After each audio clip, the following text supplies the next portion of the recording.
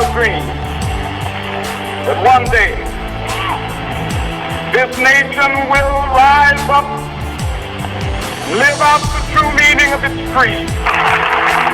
So even though we face the difficulties of today and tomorrow, I still have a dream.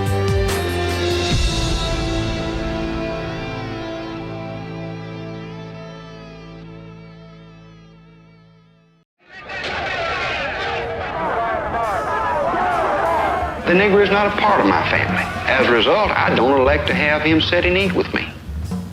As a result, I don't elect to have him belong to a club that I may belong to. There's a whole nother life if you're black. There's a whole layer that people don't see or don't appreciate in terms of what you have to do to just make it through every day. This whole history of white rioting and white violence historically buried. People think of violence and riots in the street. They always think of the 1960s when black people rioted, but when white people rioted, it doesn't even have a name. There's still large segments of the country that are not going to first evaluate what I do, but they're just going to make snap judgments because my skin is not white.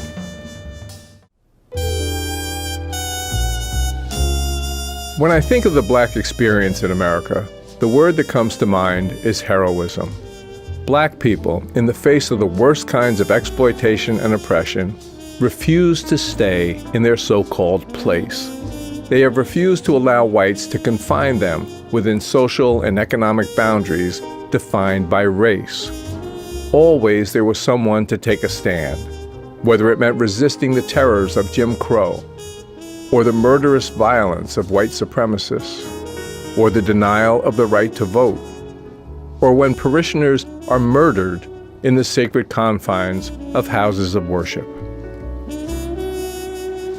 The suffering has at times been unimaginable, and the great gleaming promise of America has never been as bright for black Americans as it has been for whites.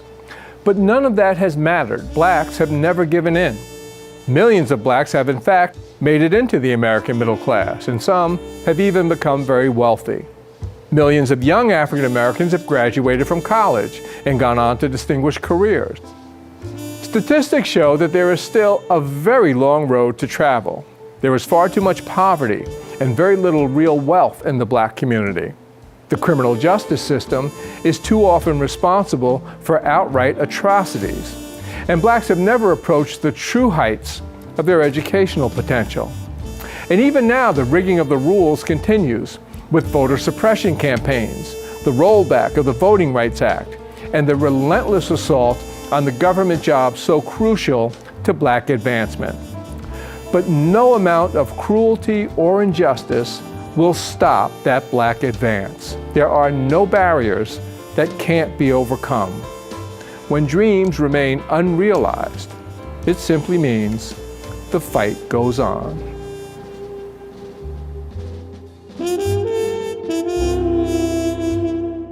There is a Jim Crow in the 21st century that wears a suit and tie and carries a tablet.